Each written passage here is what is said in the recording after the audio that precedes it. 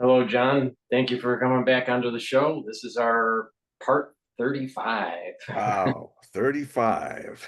So 35. So how you doing? A lot has been happening in the world since we last talked. We had the 2 weeks hiatus because I had to get my last Angel Rurik illustrated Hogue prophecy report to all my people because I had to spend a month just trying to play catch up with new things happening. And it ended up being 10 articles, really good ones. A lot of people who are my subscribers have read it. And right now I'm doing a fundraiser to help me get the kind of money I need to add Substack and Patreon and some other things to help my rather meager financial resources. So I mean, Paul's got, a lot of people in the Hogue Prophecy Report are also fans of Paul and me. So you can almost call the report kind of a a magazine for our series in a way. And so if you want to get it on an automatic payment, you can do that. Just go to my um, freebies on hogueprophecy.com. That's also going to finally get back into cell phone friendliness. That's another big thing we're changing. But there you go, and you will see the link there, and you go and then look at my usually actually it's one and a half articles. Big articles are free, and then there's the other eight that have samples. And then you can also donate there and get a 12-year subscription for either do it automatic for $5 a month, or you can do it one hit for 12, and it's just $60. So it's $5 a month both ways. You can either do it at one time or another. And please consider it because especially if you've been sitting on the fence there thinking, oh well, the other people are gonna probably go in there. I can tell you, there's a wonderful story that I tell every once in a while to my subscribers who are kind of let their subscriptions going. Um, there's this real story that happened back in during Nostradamus's day, but over in the Mughal Empire in India.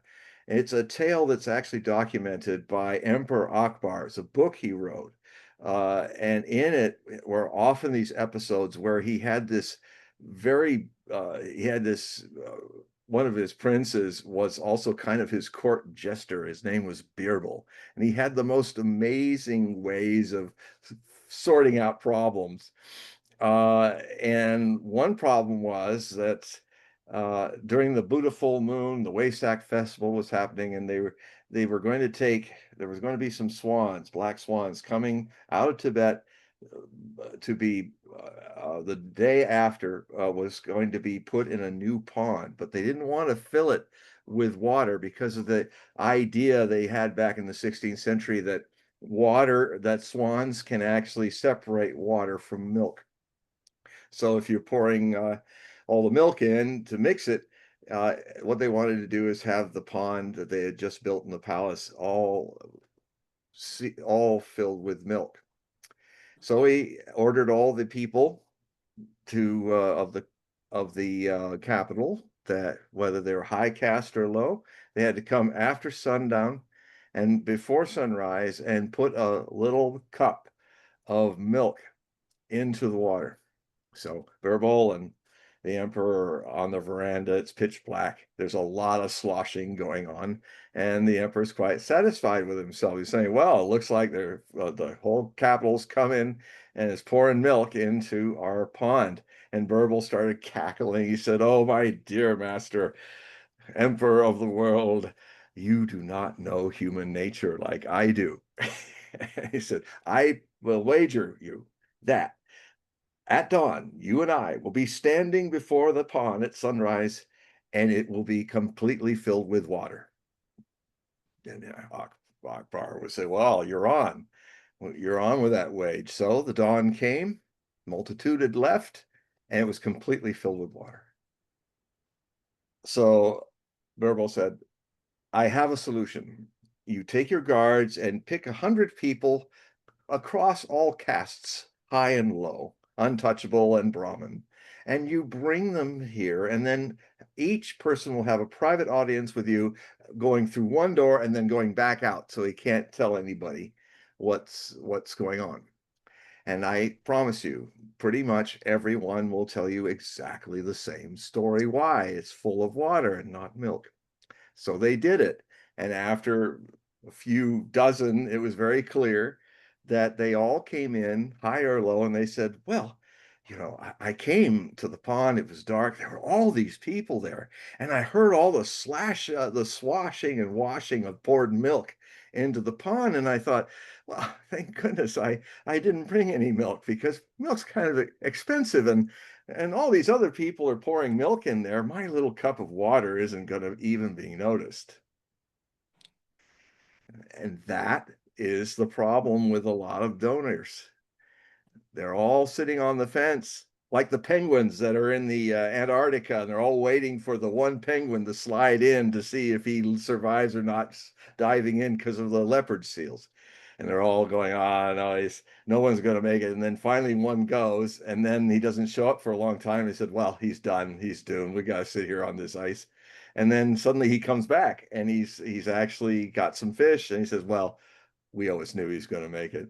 So, there's these certain psychologies that happen. And I mean, we all do it. So it's not like a condemnation, but, I've had to say to some of my subscribers, I have to like speak to them like, look, you think there's a whole multitude of people reading this right now, but in this moment right now, only you are reading this.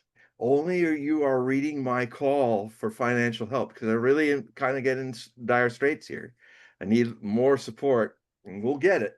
But we'll get it if you understand that there's nobody on a fence. There's no fence. There's just you and me in this moment when you're reading me, or in this moment when you're seeing me talking to you. So if you've been kind of on the fence about, well, he's famous. People equate money with fame all the time in America. Lee Harvey Oswald was very famous, but he had no money at all. So, uh, so, so, if you feel it, if you have a yes for it, don't wait for others. Do it, and go to hogueprophecy.com and leave your cup of milk rather than water. And whatever you do, I love you. Just to remind the audience, I have in the description and in the chat box the link to John's website, so you can sign up for his periodical and also sign up for readings. And I'll continue to remind you throughout this broadcast to please click that link and sign up and help John out. So, John, a lot is happening in the world and in California. So I don't know. Yeah, I've had letters of people coming in saying, is this the blue on red Civil War that you've been talking about since 1998 happening in the 2020s? But continue.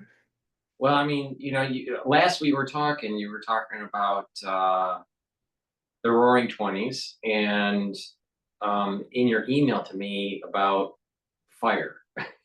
Well, we thought maybe fire meant Iran, but fire may be actually Cali. Well, at this very moment, a Russian offensive has crossed the border of Dnipro and is on its way. It's just beginning, but maybe weeks, maybe in a month, they'll be on the Dnieper. The other thing that's happening is at this current flip of the flop of Trump, he's now, after calling Putin crazy, he discovered that his secret services are not actually telling him everything and keeping him off the loop. In a way, he kind of had one of his Trumpian 8-year-old moments where he said, I suddenly he's killing all these people. What's going on? Of course, so he's not being informed of one thing. One is that when you see civilians, and there were only 26 killed, which is terrible, but if this was like a bombing raid of Dresden, it'd be 300,000, where it didn't matter with civilians. They just firebombed the city.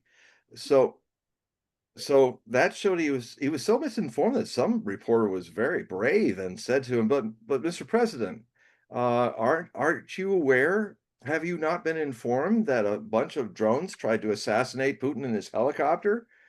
And he honestly kind of looked, and he said, no, I haven't heard that. Maybe that would be a cause for him to do something crazy or mad like that. But he's out of the loop. I'm hearing that he doesn't read. I'm hearing that he's only getting a security briefing, not every morning, but once a week. And Tulsi is not there for some reason. So maybe it's because she's going to tell him stuff that certain people in his cabinet don't want to know about, like Rubio. I don't know. I'm just speculating, but there's the deep state wants this war to continue, and but he had this call. He then called. That was good for Trump. He called Putin, and then for an hour and 15 minutes he got the scoop, and now he's a 180 and realizes that Zelensky is he was bombing civilian trains. There was also the thing that happened, which actually has brought us back into the Cuban Missile Crisis moment. The Ukrainian missile crisis is back. And that was when, after 18 months, Ukraine, with a lot of assistance from Britain and certain elements that don't want to talk to Trump in his secret services, the CIA, where for 18 months they were preparing this thing where it's pretty amazing, very James Bond. That's why the British are involved in it. They always love to go Bond bonkers when they do stuff with Ukraine into Russia. So what they did is they had all these Russian truckers. The stuff was built inside Russia. The people were just hired, and they were hired to park these large trucks that had built in them a roof that could open. And just underneath that roof were dozens of drones. And then, because of the signaling, without a single Ukrainian drone operator in Russia, indeed, all the way into Irkutsk, all the way 6,000 miles into Siberia, and 4 other bases, they launched these drones on the strategic wing, the strategic triad of the bombers, atomic bombers, to try to destroy 1/3 of them, they claim. Now, Zelensky's consistent, and the Ukrainian Nazi regime is, with its Jewish puppet, is very consistent on one thing. They always say so much more has been destroyed because basically they're waging this war as a narrative rather than a reality. And I've been watching all their own footage. Actually, what they did is they linked the signal onto Telegraph. It'd be like somebody linking the signal onto X here, and they were able then to activate a lot of the drones from Ukraine. It was pretty brilliant, the thing they did, because they could not have done it without CIA and MI6, the United Kingdom, the James Bond people. And so but what I'm finding out, because even the Ukrainians were showing the footage, they were so happy. Look at us! We're flying over one jet after another. We're blowing them up. Isn't that amazing? And then if you look closer, there's about 3 that got damaged, but all the others had no engines on their wings. The things that were not Tupolev bombers and other strategic bombers like our B-52s. I mean, what would you do if Mexico had Chinese based drone people and trucks from Mexico with honest truckers get parked around the Louisiana Air Base and some of the other air bases, and they start destroying our B-52s, which are parked in the open? And by the way, you know why they're parked in the open? They're parked in the open in Russia as well as here because of the New START treaty. It's one of the last treaties left that we haven't, the Americans haven't dismantled, start getting us now at this arms race at the verge of World War III, which is what those treaties were supposed to prevent. And so these treaties are being ignored by the Ukrainians. They say, oh, they're out there. And what's scary about this is in the Russian doctrine of nuclear deterrence, if a country that is a nuclear superpower even uses another country as a proxy to attack any of the submarines or the missile systems or the strategic bombers of the nuclear triad of the Russian Federation, that is grounds for launching everything. Doomsday, mad, mutually assured destruction. That's what these idiots in Kiev set us up for, and with the help secretly of people that are not informing Trump that they're doing it, because you see, they stuck around it. This was actually a plan 18 months ago. That means this is a Anthony Blinken plan. This is a Jake Sullivan, Ichabod Crane looking plan, headless horseman looking plan. This is Biden without a brains plan.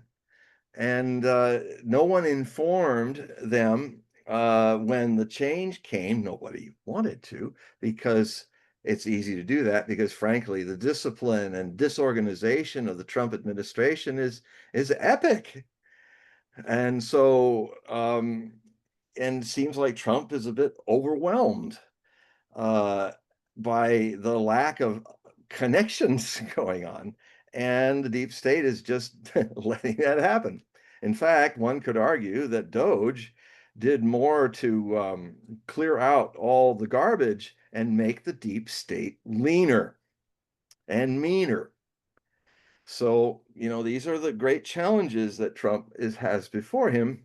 But put that aside for a moment. The situation was that when all this was happening, also there were two civilian trains that terrorists of Ukraine waited to detonate bridges with the trains on them.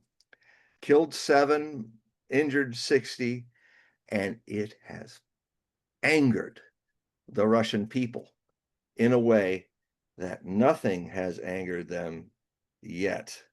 And it's the kind of thing, somebody said it's a bit dramatic, but I kind of agree with it.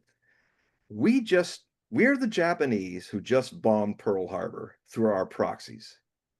And it's awakened the sleeping giant, just like Pearl Harbor awakened the sleeping giant. Only now it wasn't direct, it was proxy. But that's how it's feeling in Russia now. You may not know this if you watch the mainstream press, but Vladimir Vladimirovich Putin is often severely criticized by his people. You can see it on Russian TV. You can see it on Telegram channels. You can see the kind of debate and discussion that you do not see in the United States. I mean, they are a democracy. They are looking at, if you just listen to CNN and the mainstream news and the Fox outfoxing your intelligence, with that General Preen or somebody that he's never said an accurate thing in 30 years that I've watched him, this retired general. He says, oh, we're going to do this. And I've never seen him get anything right. It seems like you become, as they said in that funny film, you go full retard once you got 3 or 4 stars on your shoulder. They should only allow colonels to. I have some wonderful colonels, one of which almost got in Trump's as sources, got into Trump's cabinet as an assistant to Tulsi Gabbard. And that was, some of you might watch him, Daniel Day-Lewis, not Daniel Day-Lewis, that's the actor. Colonel Daniel, I'm getting it wrong. Anyway, he is anyway, I got his name wrong. You've seen him. He's, who I'm talking about, most of you. I'm having a Biden moment. I could just do the all things created, the thing, but Is he on live on Fox Live? yeah, he's been on rarely, Yeah, I think occasionally. yeah. Yeah, maybe you could I search him out. Daniel Colonel, right? Day, I think. Who's Colonel? Yeah, and he's got hell, I can find him too. Mr. Hogue's having a senior moment. Davis. Daniel Davis, isn't it? No. Daniel Davis, yeah. Daniel Davis? Okay. Daniel Davis Deep Dive, everybody. I highly recommend it. It's a very good show. And yeah, Daniel Day Lewis. Oh, Daniel Dave Deep Dive. I'm gonna keep going that. Lieutenant Colonel Daniel Davis. Yeah, Daniel Davis. That's it. Anyway, yeah. So he came this close to being there, and man, that would have been if somebody like that, if Trump was listening to somebody like that. In fact, if Trump was listening to the Duran, I know his vice president listens to the Duran, and guess what? He goes to every briefing, intelligence briefing. I can say one bit of good news to the MAGA people. This vice president is consistently showing me that he could, if we get through this, when he is president, he may really be a formidable, intelligent, Kennedy-esque, listen to everything, read everything, study everything kind of president. Take no BS from the intelligence. He's showing these signs. He's engaged. And strangely enough, or maybe not so strangely, Don Jr., Trump's firstborn son, he's also listening to a lot of the same sources that I'm listening to, getting their eyes opened. So anyway, these terror attacks, the thing that was amazing to see, and they took them off. You might still see it on X, because once it's on X, it's hard to not see it. But there's these other kind of AWACS style Russian planes, radar planes, that were also being bombed. But if you looked at them, they were rusty, they had no engines, and there's because none of these jets that were bombed are being manufactured now for decades. They're cannibal. A lot of the jets that got destroyed, which were only less than 7, not 40. You'll notice that there's no videos of any of the other stuff, and if they were there, all the satellites would see all these 30, 40 ruined jets, and you would be hearing a lot about it. Have you noticed there's not that many? Have you noticed that it's just the same little gang? Because actually, it was only 3 of the bases, the signal didn't get to them, so the trucks were just idle. It was only 2 of the bases that were attacked. One was north of Irkutsk, north of Lake Baikal, was attacked, and I think there was another one closer into European Russia that was attacked. But the other 3 bases they were targeting, the signals didn't work, and the trucks, in some cases, the police actually were firing on the trucks. As I have videos of where some of them are coming out of the top of the roof, and you're hearing these excited Russian police firing at them. So where you see all the columns of smoke and stuff, that's mostly cannibalized derelicts that got hit. There were maybe just 3 bombers, and some are even saying that some of that stuff, some of the explosions look kind of weird. Like there was one shot that looked like it was AI, where there's a little explosion on the wing, and suddenly the wing just goes plump like that, off like that. I thought, wait a minute, that's a little, that looked like a little doctoring was going on. So anyway, people can shout and yell and debate about all that, but what this has created is we are right back into the Ukrainian missile crisis danger that first window that happened just after the election up to Biden's retirement. And there's a strong push again for the Taurus German missiles to be put into Russia. They're probably already there. Trump has now said no to Merz, the new fool after Schultz was the chancellor. I mean, Hogan's Heroes had this will date a lot of us. Hogan's Heroes was this comedy spoof about Western POWs in a German POW camp. It was kind of like the Great Escape as a comedy, and it was a very highly successful show. And it had this one had Colonel Klink, who was very uber Prussian, and there was also this big dumb sergeant Staffel, a German, and he was the guy that they could always corrupt and manipulate. And he was called, and it also Schultz, yes sir. You know, he comes in and in his famous statement, which became comedy TV legend, is "I know nothing, I know nothing." And yeah, so Schultz looked as dumb as that guy. He looked like he could have been a character on Hogan's Heroes, and it got worse with Mertz. You know, Mertz is he kind of looks like a Devo, like a retired We Are Devo, Devo, kind of a German punk rocker that's now in midlife crisis. Got a little kind of Poindexter, a little tuft of hair, pointy point ahead. And he was talking to Trump in the Oval Office a few days ago, trying to convince him about, we did some really great things when we invaded the Soviet Union. And even Trump was saying, I don't know, that didn't turn out good for you. That whole thing didn't turn out good for you. Then he was trying to explain the good things that they did by invading Russia then and why they should do it again. I mean, my God, you can't write this comedy up.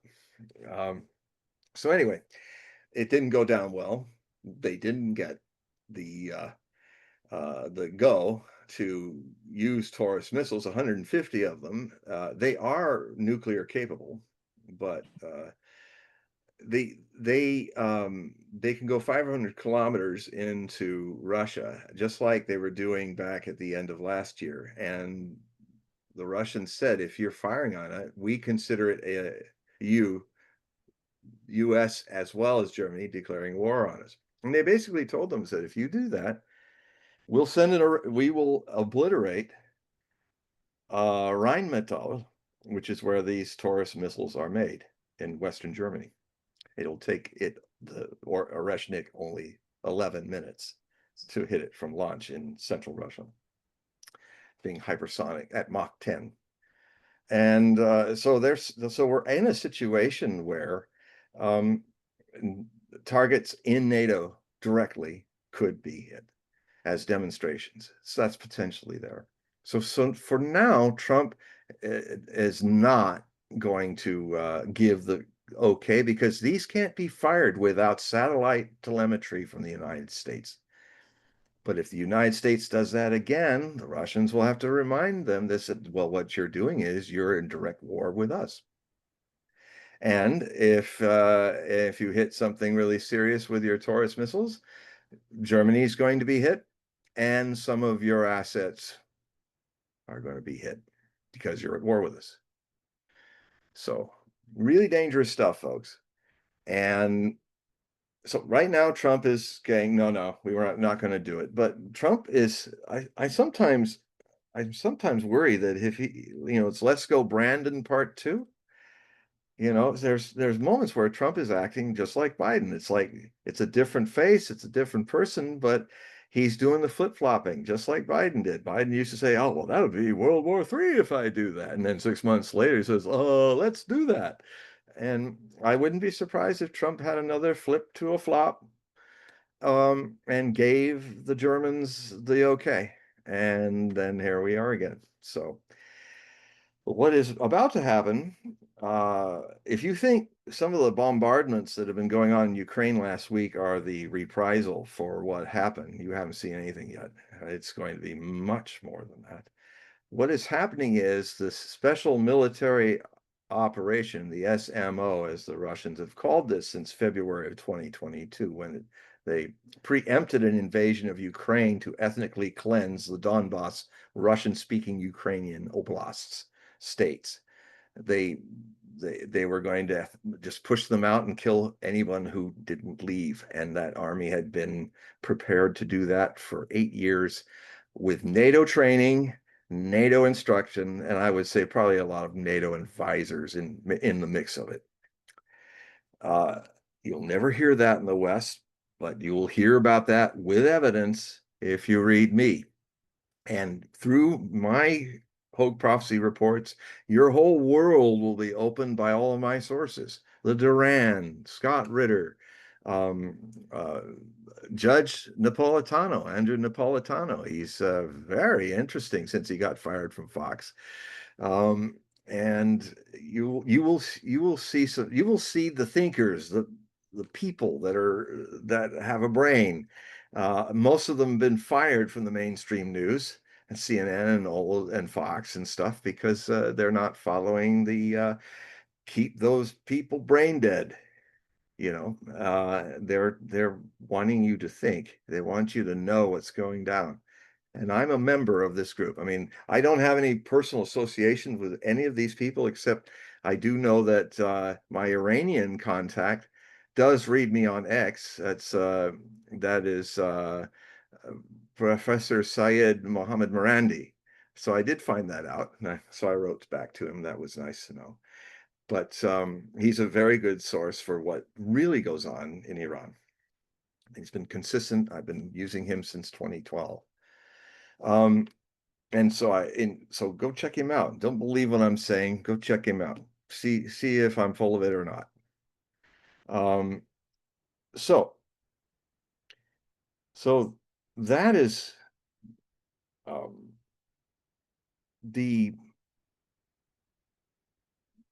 the war is now entering its summer months, and there's now an extension happening slowly but inexorably. The Russians are building what could eventually be a buffer zone that's going to add another 900 kilometers to the 4,000 kilometer line. And what I talk about in my last Hogue Prophecy Bulletin War special is some very interesting stuff that the Duran people, Makuris and Christoforou, made me aware of. His paper, his essay. This is an American retired colonel, and he has really been spot on with stuff that he said. And basically, Ukraine at this stage of the war has drafted and mobilized since 2022 3 million men, but there's only 880,000 left fighting on the line. And in fact, not on the line. A lot of them have to be territorially guarding the frontiers, White Russia, all of those things.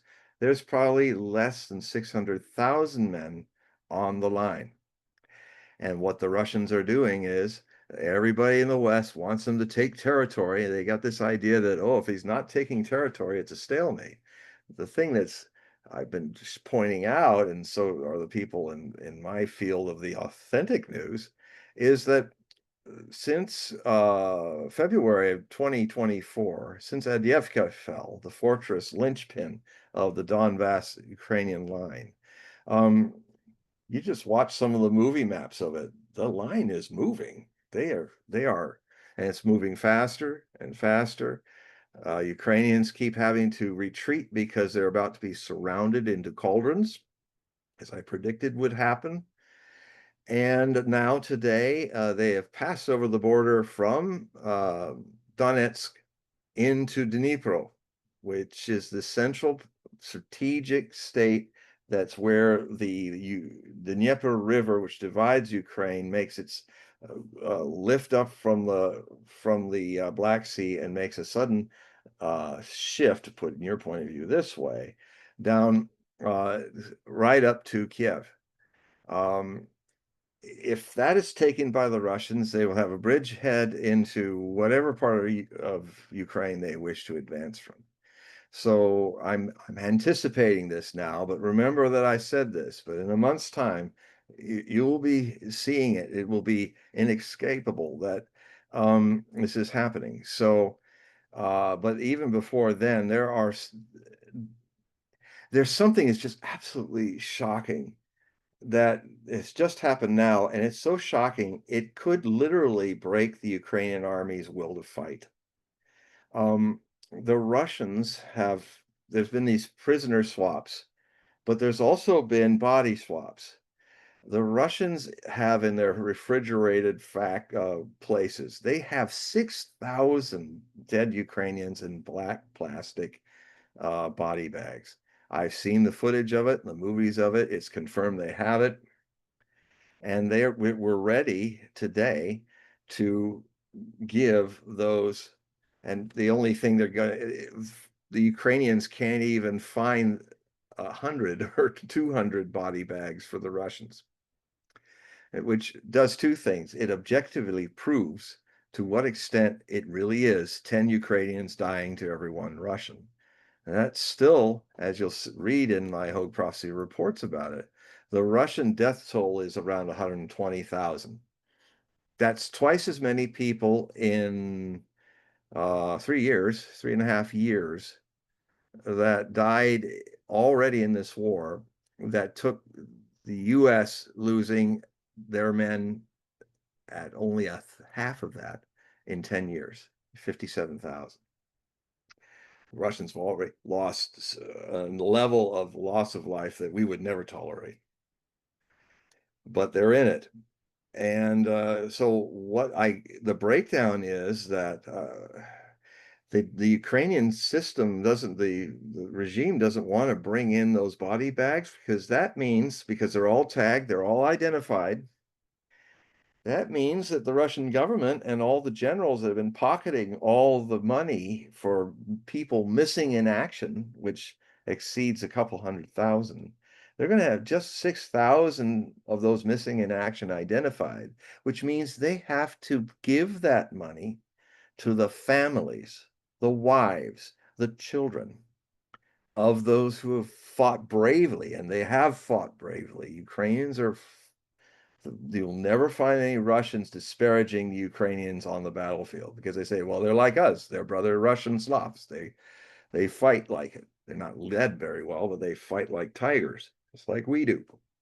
And so what they've been doing has been throughout the war is that generals have been pocketing the missing in action. They just declare when people are dead, because they left them there dead. They just call them missing in action. Because then they pocket the money, and they've been doing a whole grift with this money. So it could very well be that the Ukrainian regime doesn't want to bring those body bags in, because they will have to pay out $2 billion in US money to all the bereaved families and wives and widows, because now they've been found, thanks to the Russians. And they don't have the money to pay it. So this potentially, it's already causing more. There's already been 250,000 people this year that have deserted the ranks and just left the front. I'm getting reports where certain units, Ukrainian units, are not going for a third or fourth mass attack into something to get killed. They just say, we're not going to do it anymore. So there's a situation brewing, a black swan event brewing, where you wouldn't be surprised. Well, they're always saying a lot of the National Guard that has often been there to check block any of the rank and file, because most of the National Guard, which is a large force of Ukrainians, hundreds of thousands, are all fascists. And but they're having so much tension back home, some of those blocking brigades to block people from deserting are having to be moved into Kharkov, into Kiev, into some of the other cities to keep social order. So the SMO may now be called the ATMO, Admiral, in its new acronym, Anti-Terrorist Military Operation. Putin is finally showing that he can be very angry. He doesn't anger much, but when you don't want him to get angry, because he's the last Russian of the 150 million who are moderate enough to keep this going really big. And now he's even saying, I can't deal with it. Why should we try to even discuss anything in Istanbul with these people? They're all terrorists. They act like terrorists. They're turning into terrorist organizations. And what do we do with terrorists? Well, if you follow Russian law, when they have the Chechen wars and all, what they do is they look at special situations legally, because one thing the lawyer Putin is, he's all about doing it according to the book, even assassination, state-sanctioned assassination. And it may very well happen that um, the days are numbered of many of the leaders, Budanov of the SBU and military police, even the President Zelensky himself may be hit because they're not seen as a regime. They're not even seen as a regime anymore. They're seen as Al-Qaeda. They're seen as ISIS. And what did we do? We were constantly trying to kill off all the leaders of the Islamic State when they were around, and we were hunting down bin Laden. Zelensky has begun to become bin Laden in the eyes of the Russian government as well as the people. They were always pretty much about that. But now, even Lavrov, one of the greatest foreign ministers in history, is losing his temper.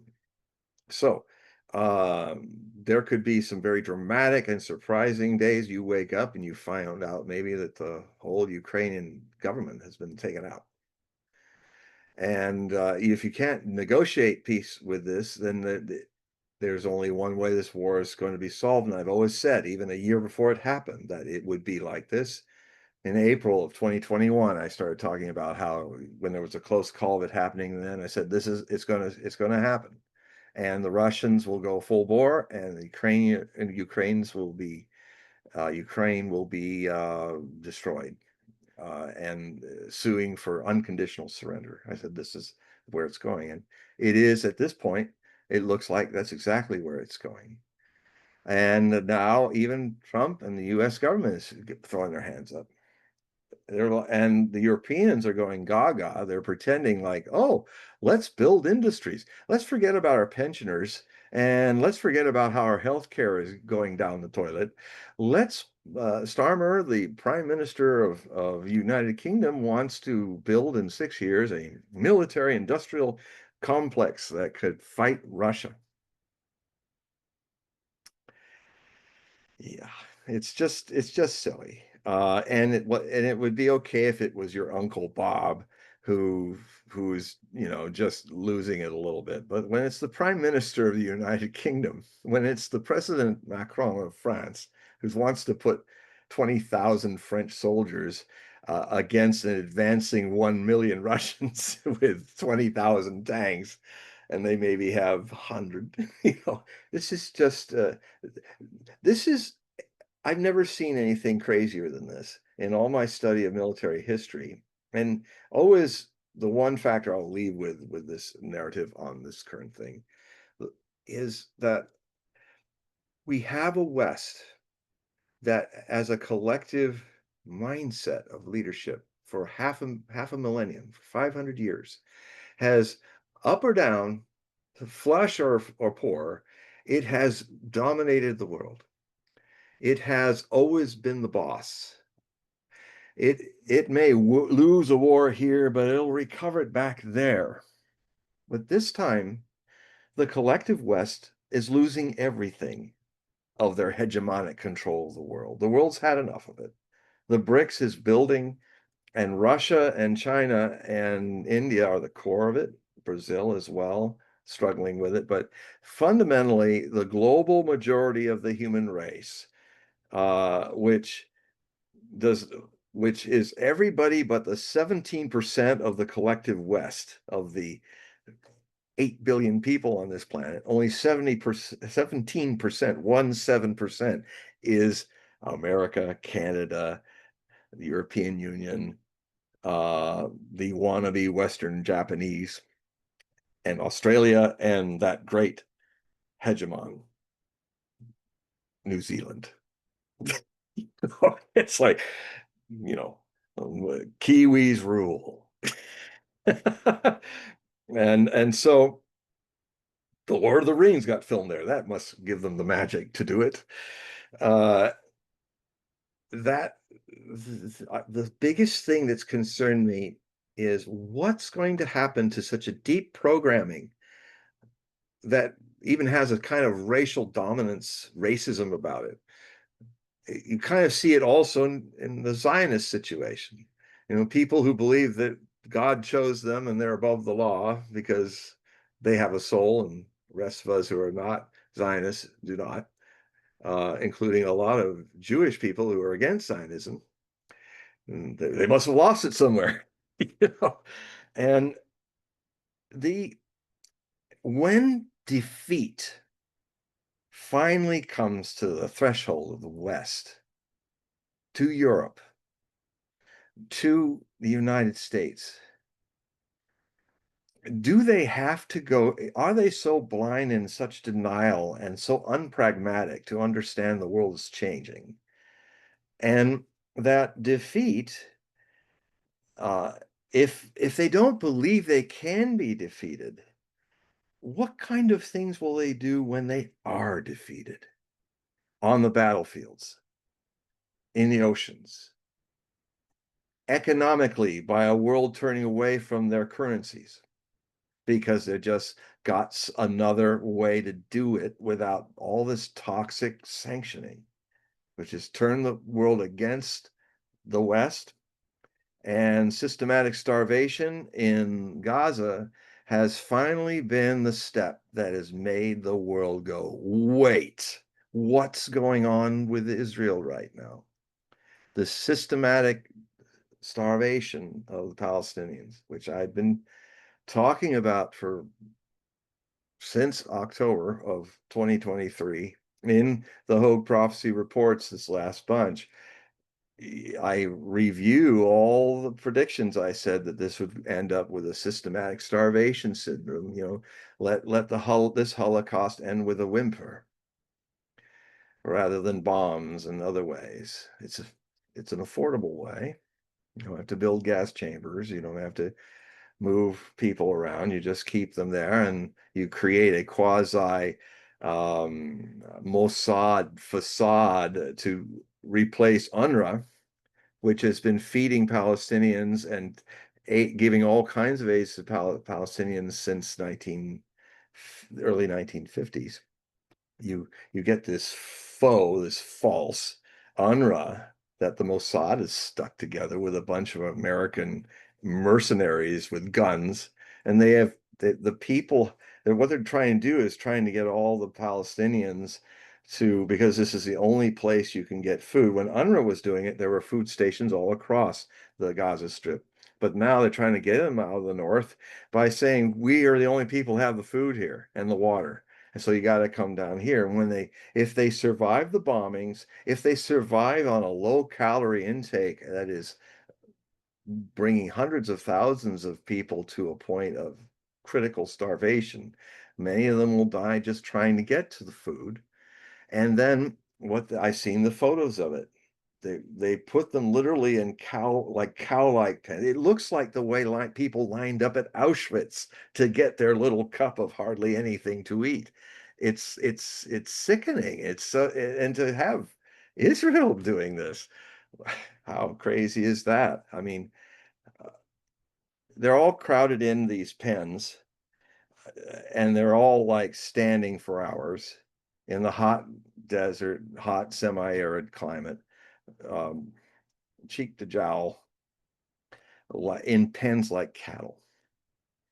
And what happens is, if you go there, they're trying to sit with what little food, because Smotrich, the finance minister that's overseeing this, he's also said quite openly, and I quote him again in my articles, that he was saying to a right-wing group, and it got taped in Hebrew. He was saying, you know, it's probably going to be, we need the help of the world right now. We can't alienate the world, even though what we're doing to kill maybe 2 million Palestinians, even if we want to starve them, we know it's legit, and and blessed, and that it's, but they won't know.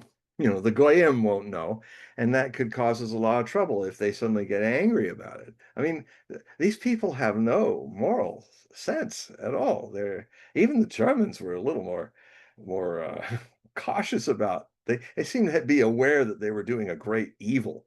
I mean, even Himmler, when he had a little brain hit his forehead, his chin, his cheek, when he was observing the firing squads shooting Russian prisoners of war and Jews, he almost fainted and fell into the pile of bodies, and everybody saw it. So he sat everybody down, all the commanders, and he used that kind of psychotic, great reasoning. He said, "Nobody at home, we're never going to be able to tell everybody at home what we're doing here. And they'll just not understand that we have to do this necessary evil to kill these bed bugs. And we'll never be able to tell our people at home, but it's for the greater good that we must eradicate the Jews in this way and find better ways of doing it. I will try to find better ways, because a lot of his people were going mad, because even a psychotic Nazi is a human being, and as it is happening to a lot of IDF soldiers, a lot of them are not coming back to fight because they're literally in a breakdown from, like the SS guys used to get broken down, psychologically lose it, because it's just so unnatural to shoot children every day, and defensive women, and civilians stripped naked and then treated like exposed and frightened and vulnerable. I mean, that was an actual strategy, that if people lose their clothes in a public area where they've never done that, and imagine how much worse it is in an Islamic country where people, men and women who don't know each other, not members of family, are all naked together. It's even more traumatizing and paralyzing. And that's why I always wondered, why did they strip people so much? And it's because it really, it's like your being is what you wear. And when I did groups in India where we would do encounter groups naked, I mean, we didn't wear any clothes, because in a way it was like getting rid of how much our ego is based on how we look, what clothes we wear. And so there can be a positive way in counter groups, and there can be a very positive way of doing that. I mean, what happens is, it's like in the episodes of Naked and Afraid. First, you get over the shock, because first off, there's not a bunch of people with guns forcing you down certain aisles to be shot or something without your clothes on. These are very loving people, therapists and stuff. And what you find out is, once it's okay and everybody gets used to it, it's like, well, you're a human hamster, like hamsters look like this is what humans look like. And actually it actually frees in an encounter group. It actually brings you back to your childlike innocence, because it does, all the sexual stuff goes away. It's just like, it gets, I mean, this is my experience, and a lot of experiences. Maybe other people did not have the same experience. I'm sure there were some people that didn't, but um, it can be used in a beautiful way to just give you an experience of yourself in your own skin, just as you are, and amongst other people in their own skin, just as they are. Or it can be used in a terrible way, forced. I mean, we volunteered, no one was forced. This is what okay, we're going to do this, all right. These people weren't asked, and that's not the way to do it. So anyway, it's the world is awakening now, at last, to the second great genocide. In Not quite a century has passed since the great genocide of Semites happened in 1930s and 40s. Now we are having again the Semitic people, the people of Abraham, being slaughtered and starved to death, just like what happened before. But the qualifier is so strange. The people that are doing it to the other people are all both cousin brothers and sisters, rooted to Abraham, the same seed. Some are Arabs, some are Jews. the Jews believe, these certain Jews, not a majority of the Jewish people in the world, even Israeli prime ministers of past, Ehud Olmert and Ehud Barat, have come forth and said, this is genocide. They've come, it's so bad, they're saying we are killing people like the Nazis. Prime ministers of Israel now saying it. Even that British commentator, I can't think of his name at the moment, but he's always loves to create arguments, and he just looks kind of calm and watches it all. Yes, a couple days ago, I saw him actually make a testament on his show where he says, you know, I'm for Israel. I always have been and always will, but this is a genocide. They are starving people to death. They, you know, he's it's like he's like what happened to President Johnson when Walter Cronkite on CBS News in Vietnam says, you know, I'm afraid that we're not winning this war. And he's watching the television. He used to have 3 or 4 televisions going of all the 4 news networks. And he's sitting there in the White House and he's going, my God, if I've lost Walter Cronkite, I've lost middle America. And not long after that, he declared, I saw it live by accident on the evening news.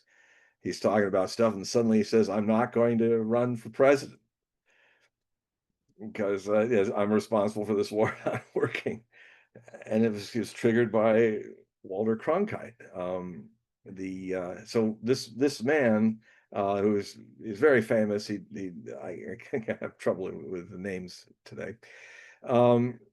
He is saying exactly the same things. He's telling the truth. I never thought I'd see him have this come to Jesus moment. So when he is starting to see that, it's again one of the things about our times right now, significant changes, black swan surprises.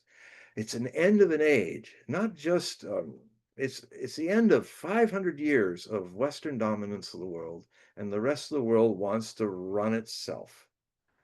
And you know what? We can be a part of that. No one's shutting us out. No one's sanctioning us. We're doing all the shutting out and the sanctioning and the demanding. So the problem is the real reckoning. It's going to come between now and 2028 because there's the Chinese thing that's boiling now. Not that the Chinese are doing anything, but we are wanting to attack them, and that there's a lot of bias in America that's actually for it, and it's crazy. It's so what's going to happen is if we do that, we will lose. This country has never suffered a total defeat. Now, French people have suffered it, Napoleon, and then his nephew, Napoleon III. So France in 1 century lost 2 empires. Germany had an empire in 1870 and lost it in 1919. Built a second Reich and a third Reich empire and lost that too. But America's never had that. We've never had the Russians and the Allies surrounding Washington like Berlin. We've never been bombed into a lunar landscape. We've always avoided all that. We've been on this lucky few of us on the world that have 2 vast oceans between us and our enemies. But we're dumb enough to overextend ourselves in ways we can no longer do and see our military forces utterly destroyed. If we go into war with Iran, the Navy will be sunk. We will lose lots of planes over Iran from advanced Russian air defenses that they have, which are 20 years ahead of our own. And what will we do then when conventionally we have been defeated like Napoleon, defeated like Hitler? Because we have one thing left: nuclear weapons. So my greatest concern, and this will be the test I've talked about it before. We're still in the middle of this, and we could still have this great moment happen. Will we accept defeat? Or will we take the whole world with us, we of the West? So, that's something, it's scary, but you've got to face your fears. Otherwise, if you ignore them, if you deny them, they will haunt you like a shadow. And, Osho used to say this to people, says, whatsoever you're afraid of, don't avoid it. Whatsoever you do not want to face it. If you are afraid, don't run away from it. Go into it with a witnessing consciousness. Otherwise, it will haunt you like a shadow. So, it's like with pain. I had my first experience of kidney stones, and it was really painful. I didn't freak out. I just went to the very center of my left kidney and was there with it. And it's amazing, if you face pain, if you face fear, um, it kind of evaporates. Or what evaporates is your attachment to what might happen. And then you can think and reason, even if you're trying to walk your way to an ambulance and go, and you can, it was a different experience for me. It's like in a way, the West is about to have kidney stones that they developed for bad habits of 500 years of always being on the top of it. Now we're not. And now we got to pass those stones. And yeah, do we have anyone who is asking? Okay. I've enough said about all that. I'm sorry that it might upset, but We do have some questions here. One question, why does Russia continue to show constraint in not conducting a massive bombing raid in Kiev? well, it's a good question. The At one side of the issue, we're all still alive, probably since 2014, when a lot of this started. We're all still alive because the Russians have a historic, stoic sense of restraint. Because we've been throwing stuff at them, sanctions, economic, this, that, terrorist attacks inside Russia, things that if the Russians did that to us, we would already had 3, 4 Third World Wars. Try to imagine what would happen if somebody bombed and blew up a quarter of our B-52 strategic bombers. We'd be launching. The Russians don't. One of the reasons why the Russians don't do that is America's a young country. We're a baby country. We're kind of going through our pubescent crisis right now. Maybe we'll come out of it a mature young country from it. But Russia suffered 800 years of being invaded, uh, being and having to defend itself, and it's just kept going right up to NATO, advancing right up to their border once again after 1990 to threaten Russia, to put its missiles there, to make Moscow 4 minutes away from annihilation, just like Washington was with the Cuban Missile Crisis. Only it's NATO. It's not a few missiles on Cuba. It's NATO. 500,000 men, 32 nations, all their militaries and stuff. And it's not the first time the Russians have had Napoleon on their border, or Hitler with 3 million Nazis on the border, or the Teutonic Knights, or King Charles of Sweden, the Great Northern Wars, doing this. I can go on and on and on of how many times Russia's had to deal with that. So they've learned how to fight. And they're probably, in their DNA, they're probably more stoic and best fighters than anybody. because they've been attacked so many times. You cannot find in history any time that Russia has unilaterally invaded Europe. They have assisted in European alliances like World War I, World War II, and also against Napoleon. But Russians just going like we European stock did and says, let's just go right up to the border of Russia and take Ukraine and break them up. What do you think if China and Russia had been on either side of America and Canada and Mexico, if they said the same thing? Wouldn't we also be building Oreshniks? You know, it is so the Russians are the famous statement about the Russians is they're very slow to get saddled, but when they're saddled, they're almost impossible to stop. That is about to happen.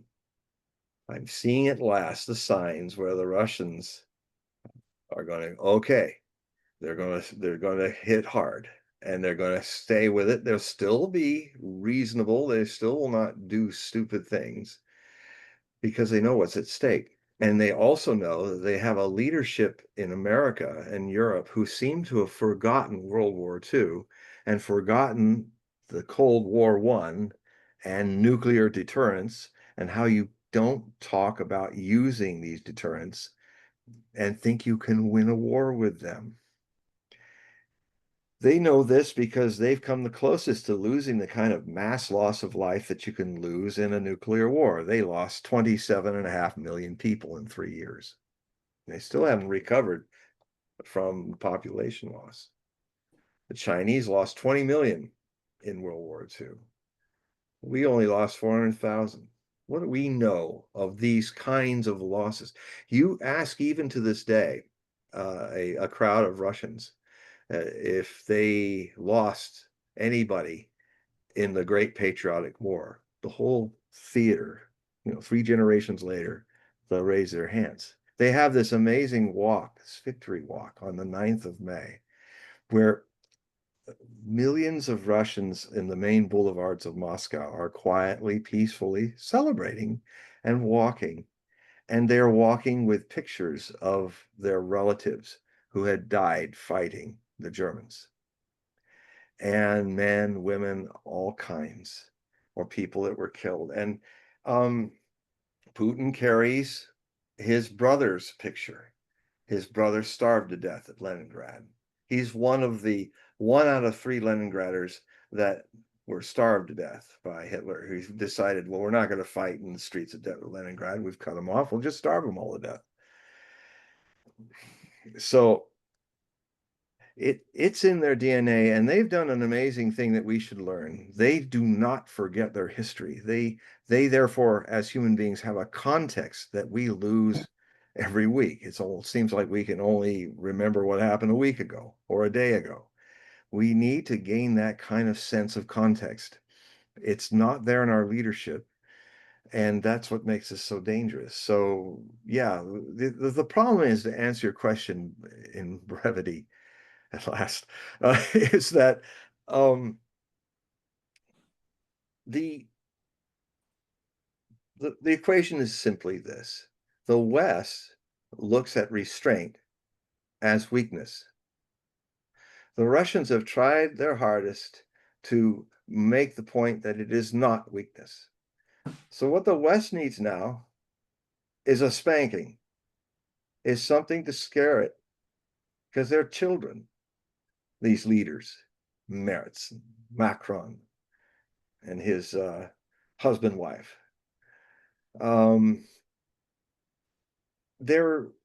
So Russia's going to have demonstrations. I've been writing about this eventually coming. Demonstrations.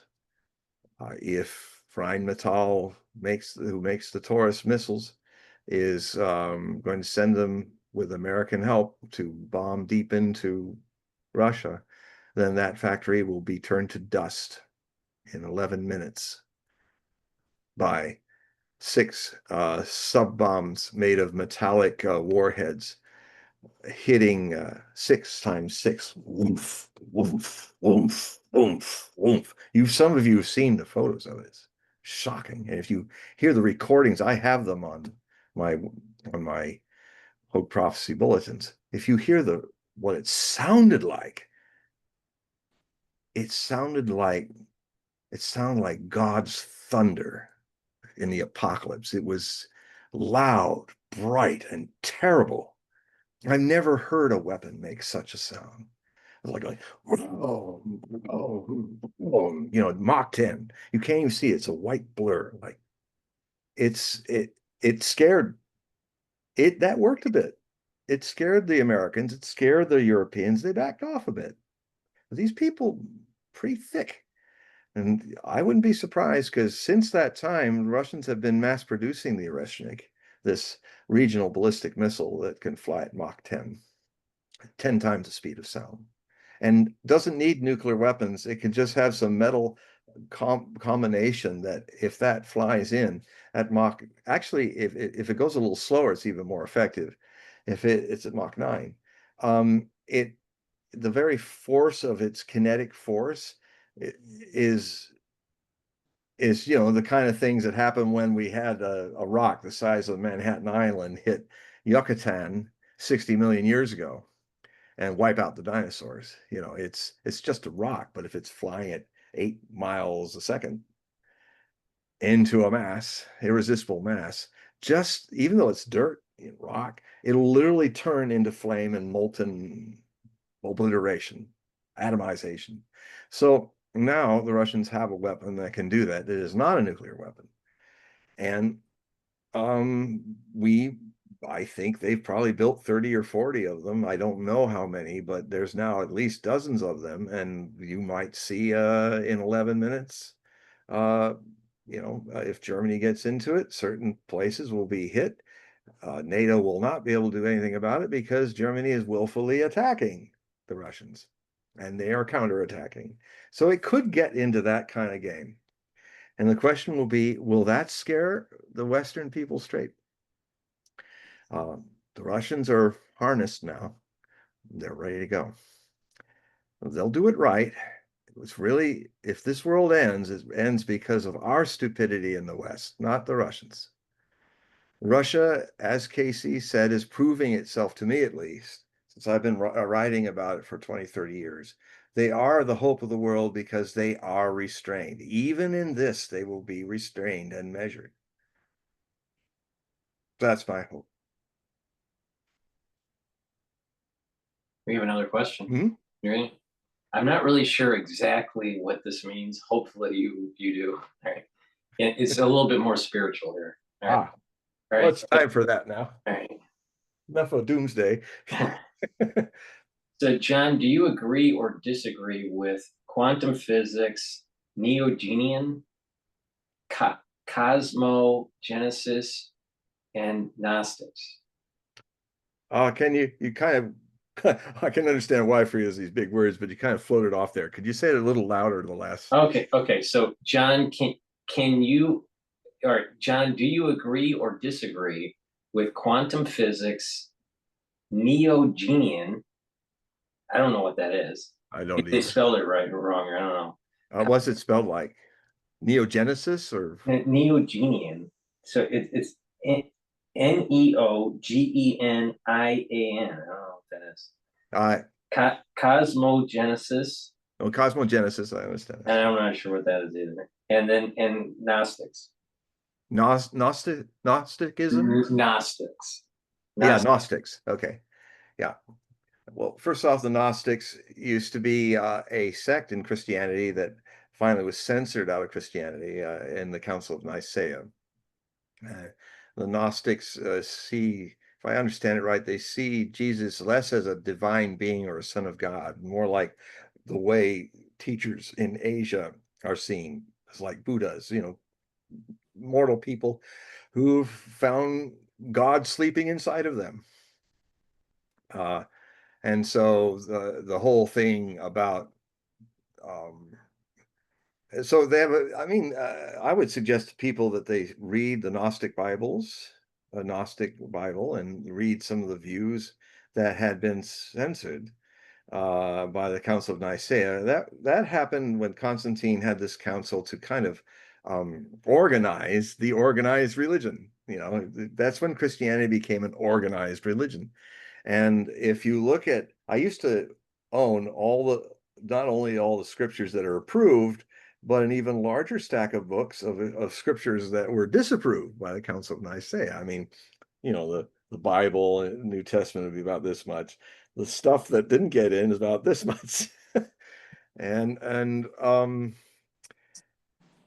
so that you know, first off, this questioner, thanks for these questions, but you say, do I believe or disbelieve? That's the problem right there. How can I take a stand on something I don't know? And if I were to start the search looking to believe it or not, isn't that in the way? People forget that certain words, for instance, like rebellion, have gotten a negative context because the powers that be do not want you to rebel.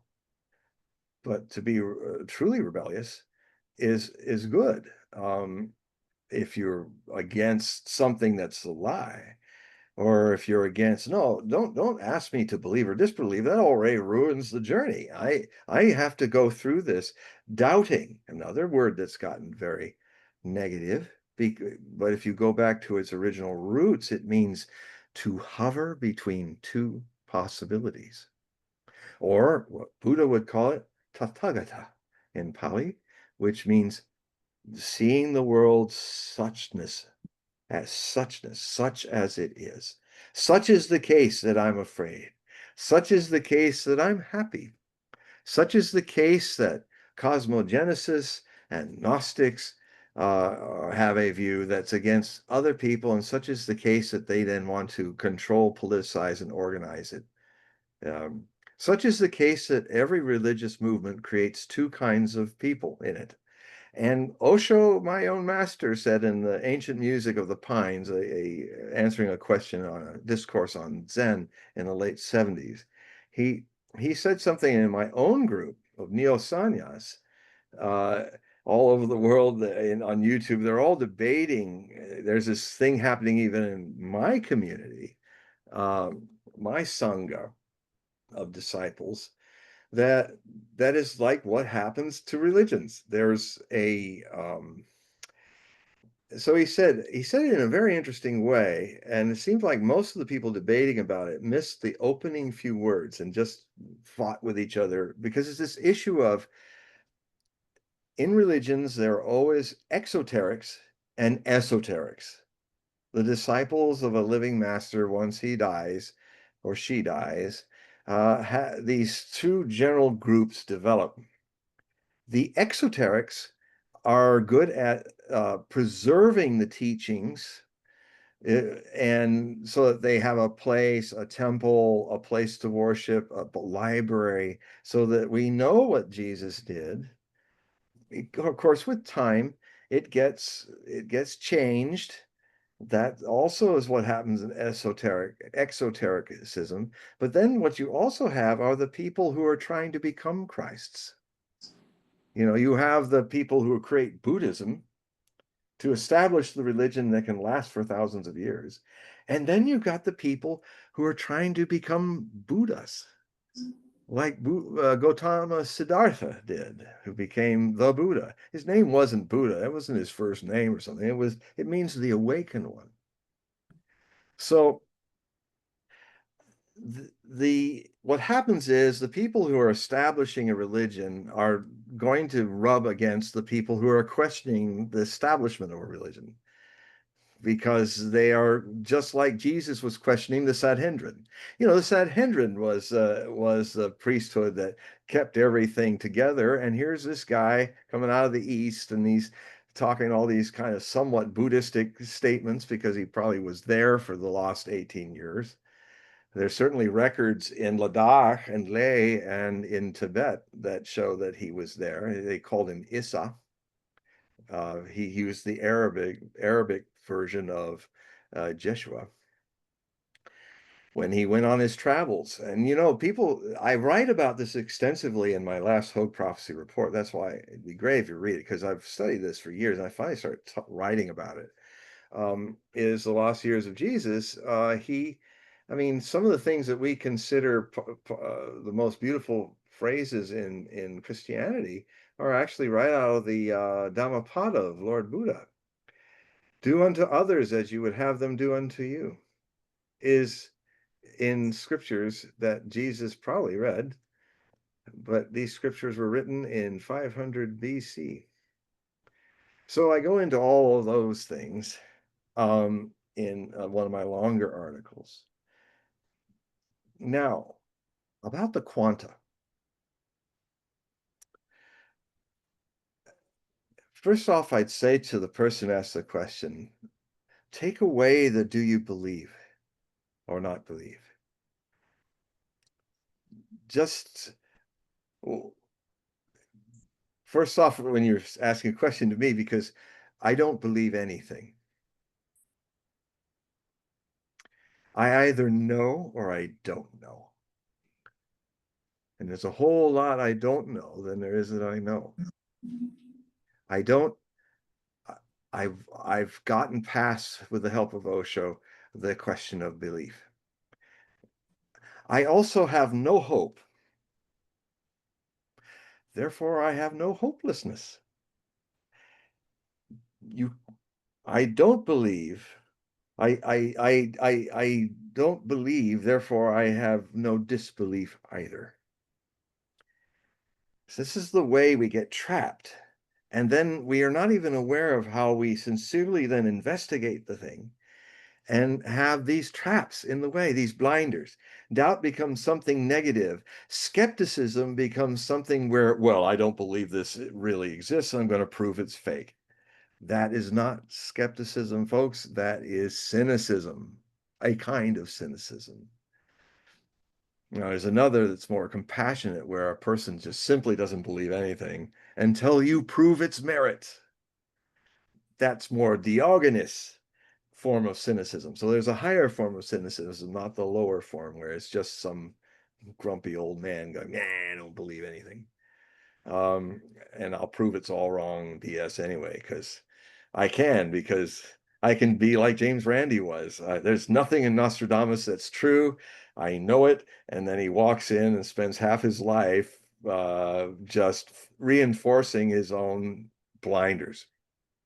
And there's the other side. There's other people like Victor Baines once said this, so I'm not being nasty to talk about it. He said it on a documentary that I was on. So I'll quote him. He says, Nostradamus there never gets it wrong. Victor is he's a good guy, but I know him, but he's the opposite of James Randi. He's come into the nebulousness of Nostradamus. And of course, he always finds that Nostradamus always gets it right because he's already believed it. He doesn't disbelieve it, so he can make all those nebulous prophecies dance to his belief. And he's unconscious of the belief. James Randi, even when pointed out by me and others that Nostradamus didn't get all of his prophecies wrong, even he said, and you cannot deny it, James, he said that I will be more famous after I'm dead than I ever was while I was alive. Didn't that happen? So, so the things that you gave a list to, which are great, I wish I had more time to talk about them, but the one that's key to me is when you're talking about quantum physics. Quantum physics is someday going to do something even more amazing than find the theory of relativity. They're going to be the bridge to science and mysticism interacting, which is the destiny of the both in the Aquarian age, which we are entering in a twilight period where Now there's more Aquarian age than Piscean age, but it'll take another 150 years for the Piscean age to completely be not trying to control and hold this stuff on. You know, these attempts to make police states, a global police state, is a Piscean centralized control issue that the Aquarian age, which is growing in humanity and the sovereignty of the individual rather than the sovereignty of superpowers, um, it's resisting that. But every day it's getting weaker and weaker because every day the age of science is coming. The Aquarian age is the age of science, and its true meaning, scira in Latin, means to know, not to believe. This new era of the Aquarian age is not an age of belief and central divine sourced stuff, political. You know, it's not a patriarchy, it's more matriarchy, but it is beyond that too. It is science. And science means, and the other thing that is a science is meditation. Meditation is not a religion. You can be an atheist, a Christian, you can be whatever your faith is, whatever your religion is.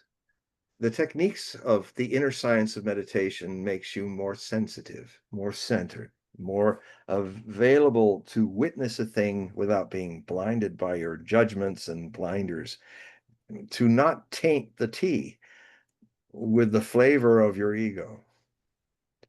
Just let the water of reality be pure. Now, there are scientists that are seeing this, and they are starting to even look at it through quantum physics. They're starting to see a situation where consciousness could actually be proven. And it's similar to the situation that gravity is working with. You know, we see what gravity does. We see its works, but we don't know what it is. But science has not said, oh, well, therefore we're not going to use it if we don't know what it is. No, they just go deeper into it. The scientific discipline of observation in meditation as in objective science is exactly the same. In the Millennium Book of Prophecy 30 plus years ago, I pointed it out how. It's the same. You have a theory, you have a hypothesis, just as you do in phenomenal science. And the hypothesis is everything that's happening for you and me and Paul and everybody watching this show just a wonderful game of an organic brain that's making us believe we exist as people, that there's a God, that there's a heaven and a hell and all that? Or is that just a joke of chemistry of the brain? And when we die, there's nothing. Of course, the problem is the concept of nothing is also a concept. So even the idea of nothingness is not something that any of us can conceive. So even the idea of, so, you know, I've had this happen with atheists. They say, well, and I say to them, okay, what is the same about everything you've said here? That none of this you brought into the world. You didn't come saying, I've been where there's nothing. You're a kid innocently full of some mystery, and parents and pedagogues and politicians and priests are saying, there is nothingness. No, there's God. There, and then you're just taking all that in. And then if you're an atheist, you end up saying, well, when I've said this to atheists, I said, you can't, you all your concepts of atheism about what is actually beyond the brain are from the brain. So they're irrelevant. Your entire argument is irrelevant. It does not answer the question whether there's an existence beyond the brain. This is an old science in Asia.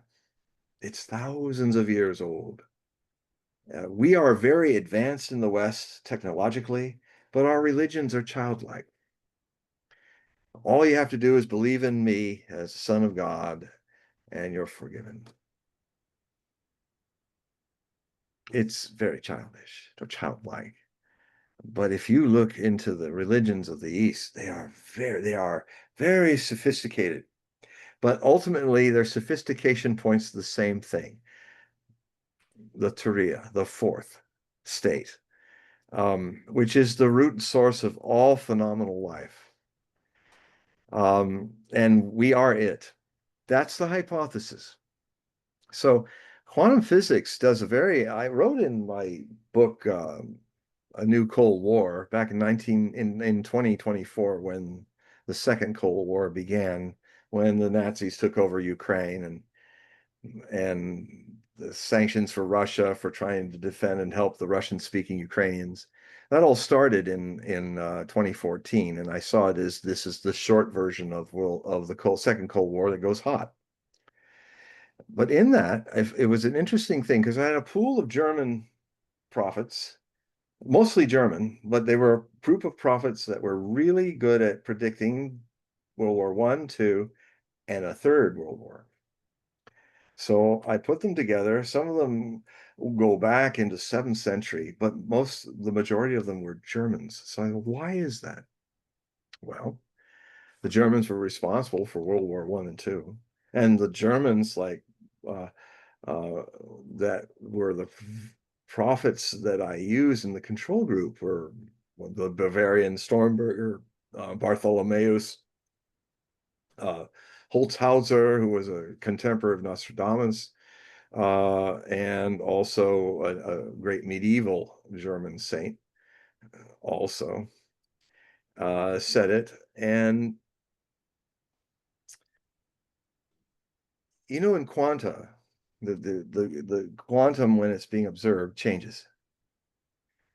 What if a quantum, a prophet, a German quantum in the 7th century, in the 16th century, and in the late 18th century, were these three of the best of them who really saw World War One and two clearly. No doubt about it.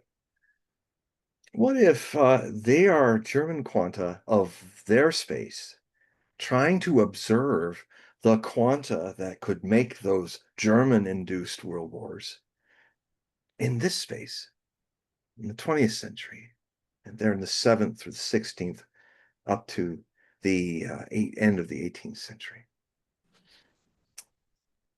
Are they observing the other quanta, or are the other quanta observing them and changing them by making them visionaries of the disaster that Germans would make?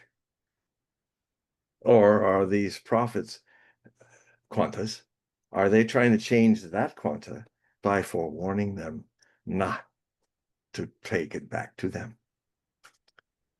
So that's about as quanta as you can get. So next question. All right. This is from Slack. Putin was on the World Economic Forum website as a young global leader, as many other country leaders are. He was removed the day of the Ukraine war. He was removed day of the Ukraine war started. Yeah, the Is day he that really is he really set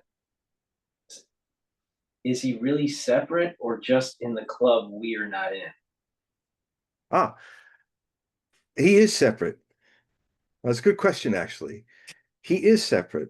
Yes, I recall him going to the world forums, but he also went to other forums. Putin was very open to the West, open to the world, still is. He learned from all those experiences. He's about having dialogues with people. He's about having dialogues with people who have different views. Um, he learned a lot from that, but he is always Russia first, always. He is the ultimate patriot in that regard, but he's not an isolationist. Um, Russians know more about what's going on in the world than we do. Even the street cabbie knows more what's going on than we do. The Russians are tapped in. And of course, you know, I even was watching, there was a time where I thought the whole globalist thing could be actually a bridge to a one world government that would work.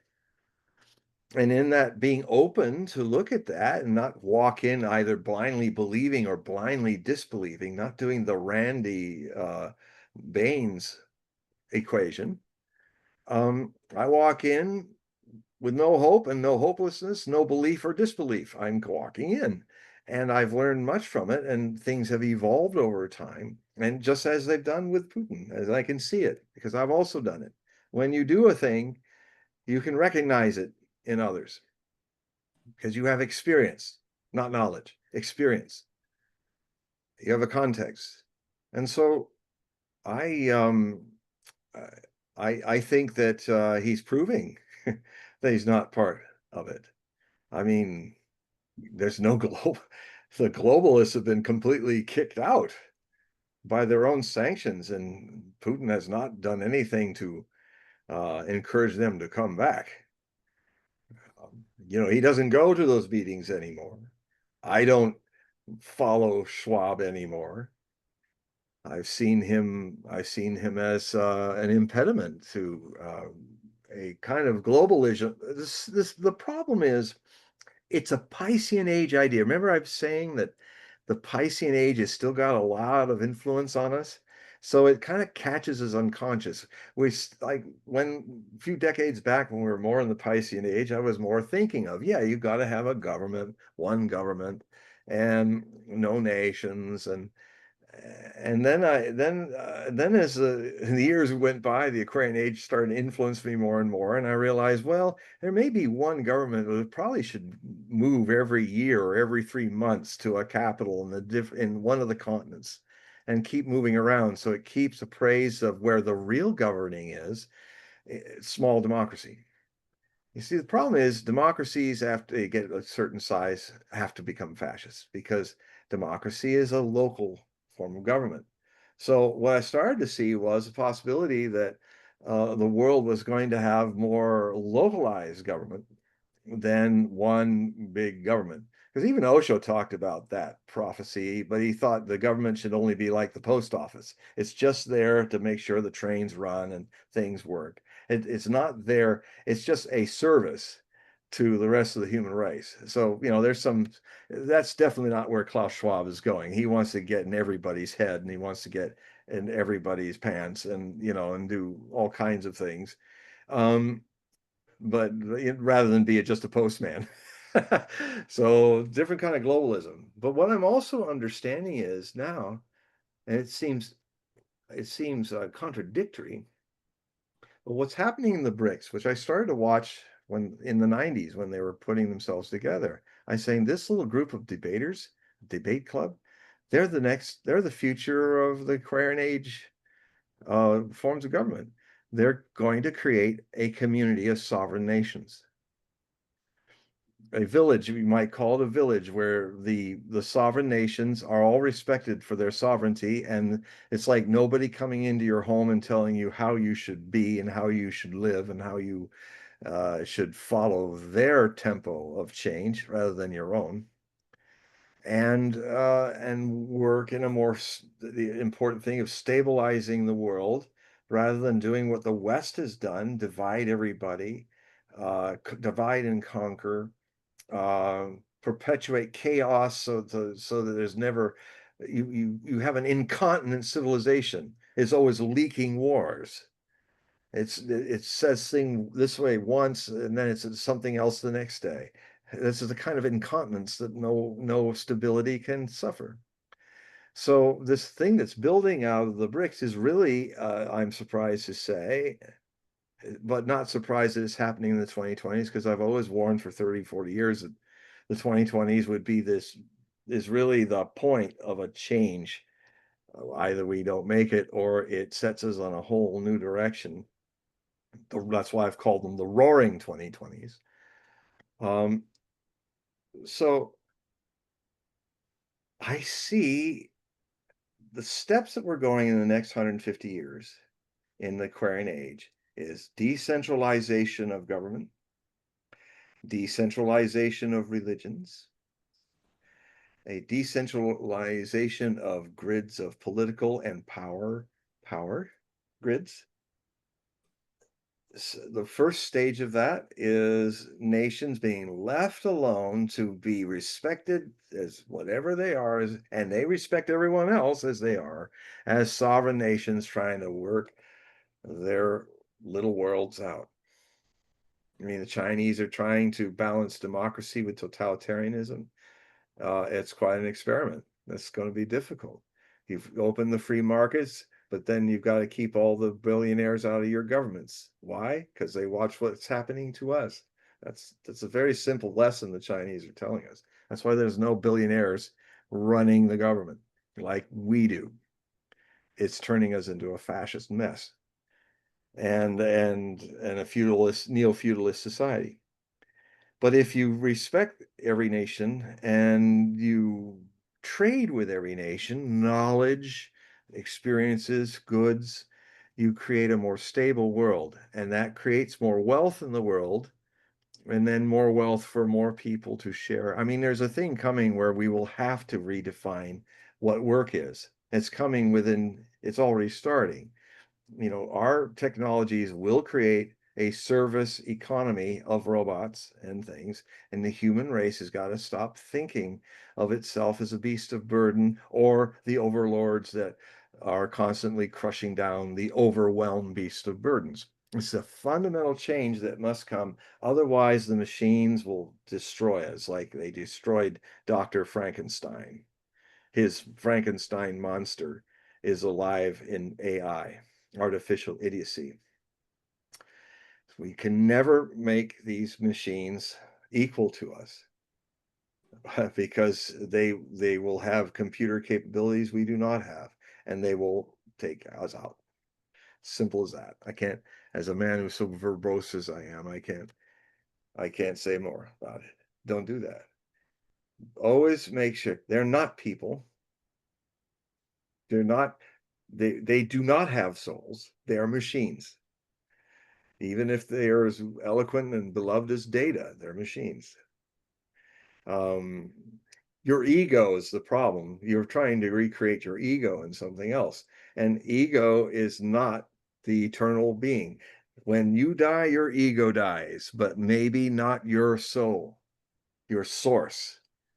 We have to deal with the challenges of AI from our hearts, from our source, not from our egos. We need meditation more than ever because you have to be able to witness your ego in work and understand it, to know that these people who are thinking they're making a better world are just making a monstrous world. And we'll go through it and hopefully we'll survive it. Or we'll do something like in Dune, you know, the rebellion against the machines. But what eventually is going to happen is a decentralization of the world is what the Aquarian Age's goal is, and the eventual unit of political sovereignty is not even going to be a country. It will start with a community of sovereign countries, but in the next 100 years or so, it will dissolve into a world where the only sovereignty is in every individual that lives on it. Now, if you are a sovereign individual, as sovereign as a nation, you'll discover that you must live in community. You cannot help but live in community because you will have anarchy as it really was intended. I even have to change the name when I write essays about anarchia, I call it, because the name has been so abused. Anarchy means no government because the people govern themselves. And that means they know in their own wisdom the checks and balances of living in community. In fact, the world will only be a community of individuals when they're all sovereign. Next question. Oh, we don't have a question. We ran out of questions here. If anyone would like to ask a question on X Basis, please do, or type it in the chat. While we're waiting for that, John, if you want to explain to the audience your periodicals and your readings. Yes, I I've had the pleasure of sharing one-on-one readings with a lot of my readers. Uh, who they will see this background just as you're seeing it. And I do these readings. I was initiated into them by my master Osho in 1987 and in India. And I basically, it's a one-on-one. Some astrology is used. It's done with Zoom. Some astrology is looked at. We look at general themes. It's the Kelly Blue Book of your body, mind, vehicle. So it's good to start with that. And then we go deeper into what drives it and how that driver is, through conditioning, made to forget that he drives the car, the body, mind, vehicle, which will go down the road of life for a while until it breaks down. And then that eternal driver gets out of the car and finds another new car and drives that for a while. But the problem is, in the essence of what I was saying about how ego is creating artificial intelligence to be something terrible, is that those people that are creating it after the age of 7 to 14, they've been programmed to forget the soul driver. They think, in fact, they say that they start to believe that they are the car, this body mind vehicle. Most people live and die their lives thinking that they are this car. And some of them who believe there's nobody driving then says when the car dies, it's all over.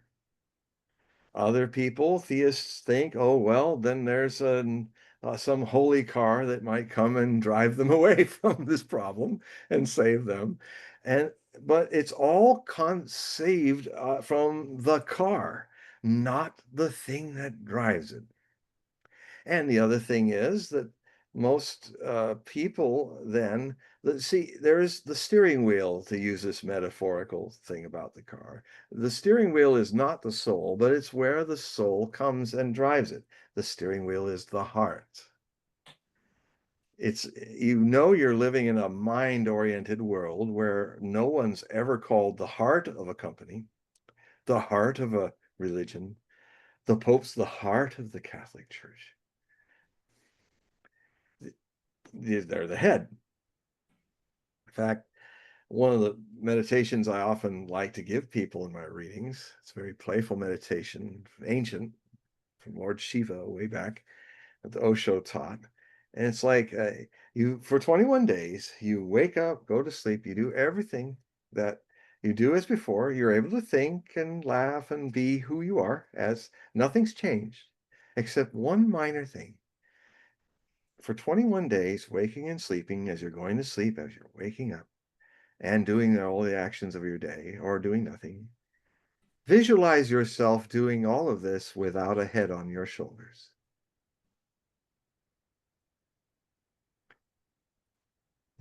It's an interesting thing. Even just try it. Just try it for all of you out there. You're watching me talking. Just for a few moments. Just see yourself as you're seeing me before you. And as you're watching and attending to this, see yourself with just shoulders. And then watch how I have nothing but shoulders.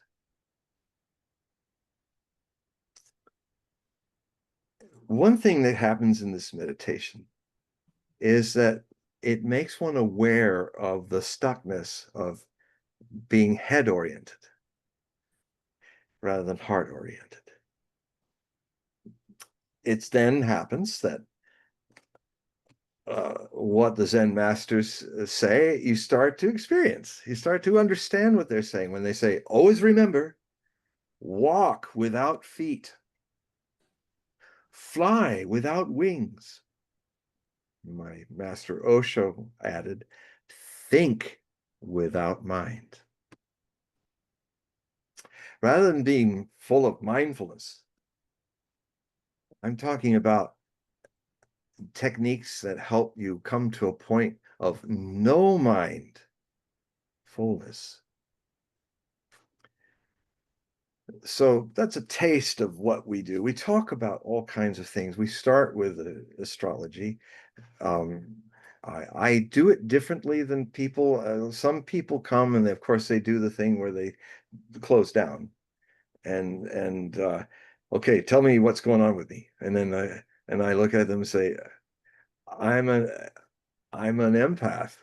I can't I can tell you what's on. You're shut like a trap door right now. What I can see is you're saying, well, I'm going to hold on to this one and that one. I don't want to see if he's going to read me like they do in the movies or Zelda down the street, in her with her crystal ball and they can suddenly see it. Uh, yeah, no. What I'm reading is you're completely closed down and and maybe a little afraid that what you need to do in this reading is do opposite that what your mind wants you to do, because the mind is a controller. I see that.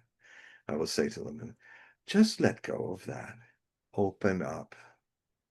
Feel your heart. Watch your breath coming in and out. And then an empathic medium like me will ask you to tell me your story. It's not about facts and this and that. This is not one of those occult guessing games. I don't do that. I do something deeper. I do what I do for you as I do for reading the world. The world in its own way, online, and the way I reach out into it is telling me its story, its hopes, its fears, where it wants to go, where it's afraid to go. And what then happens is the oracular experience begins. Plan A, that's going nowhere. Plan B is this way or that way. Plan Z has the best chance. And these are the things that are there to help or hinder it. That's what I do. No Zelda down the street. So that's some of the things I do. The other thing is I also use the Osho Zen Tarot deck, which, grab it here. I watched these cards being created when I was in 1987, around the year I got initiated into this. Ma David Padma, American, now lives outside of Melbourne, great artist living with her husband, who's a sculptor. And back in the late 80s, Osho was instructing her how to rebuild the ancient tradition, based on the ancient tradition of the tarot from Egypt. That's why they're called gypsies, because the Indians from South Asia who are migrating became the Romani. A big migration of them left Egypt and entered Europe, and everybody called them Egyptians. So that's why they are called gypsies for short. These cards are amazing. They have so many living stories like courage. Here's this rock, dead as dead, dumb as rock. And yet somehow in the life, a flower of life with a Buddha aura is coming through the rocks, the sterile rocks. This is one metaphor.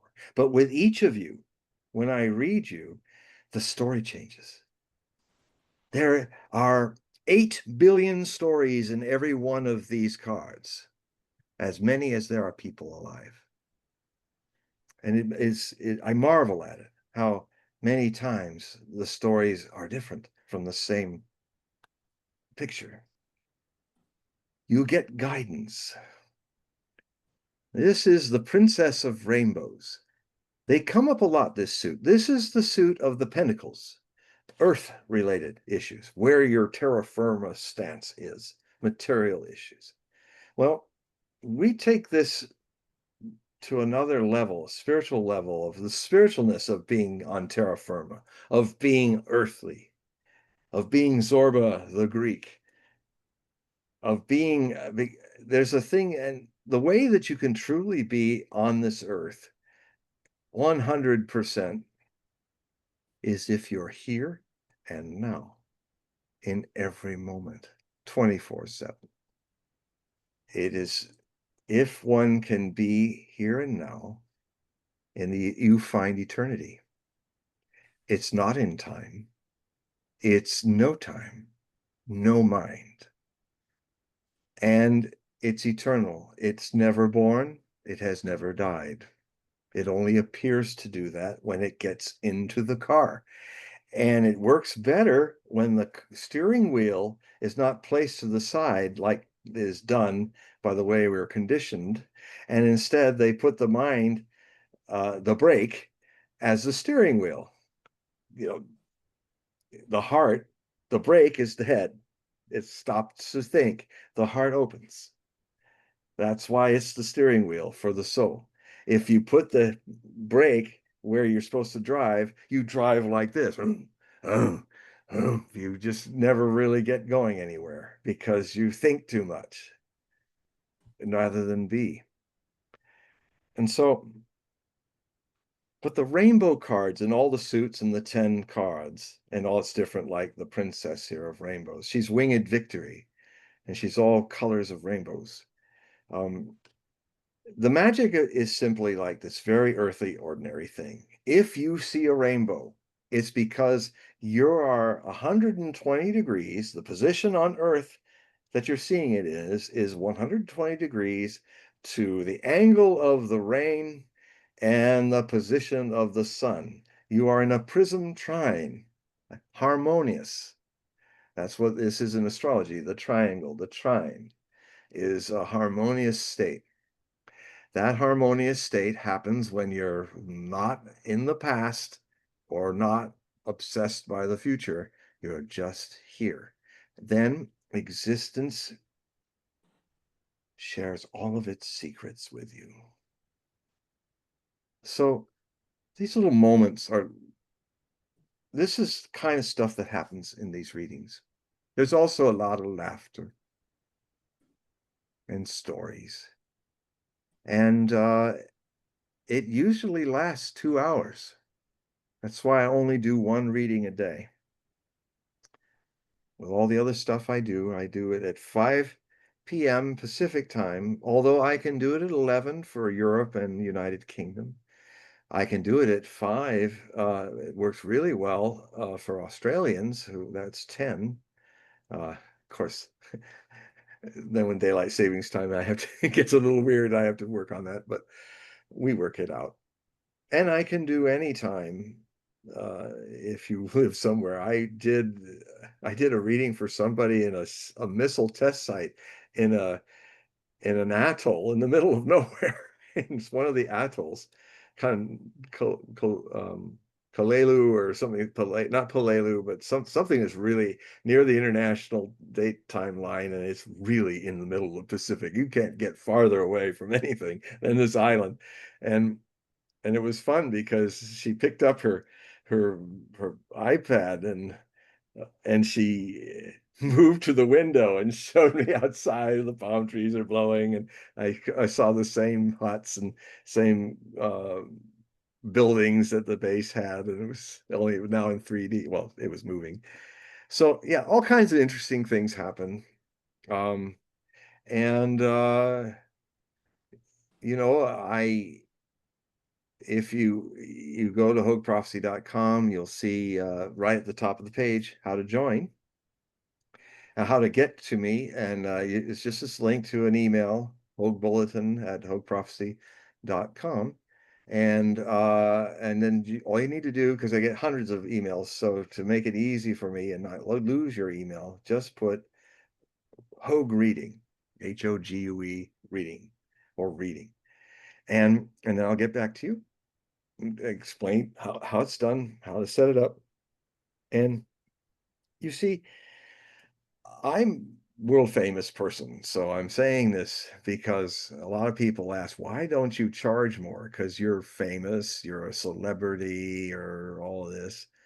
And I said, if I wanted, I could charge $1,000 for 2 hours and get it. But I'd be only reading rich people. you know? So I had to come to something where I said I had a yes. And the number that I said a yes, where if more, because it'll attract more people to get more readings. I make a living through the volume of sharing more. It makes more profitable for me. So the number is $149 for 2 hours. And so, and it's very easy to convert the money on PayPal and do all that. Like I've got it set up. So that's about the longest I've ever done a talk on on my my readings. Oh, John, we're getting close to the witching hour here. I did put in the chat the link to John's website, so please click that link, but also in the description of all the videos I've done and in this video, if you click those links, it'll take you to his website. Please subscribe to the periodical and please do a reading to help support the work that John does. We do these videos for free for the audience, but you know, it'd be helpful if you help support John's work. I greatly appreciate it, and I'm sure that John would also appreciate it.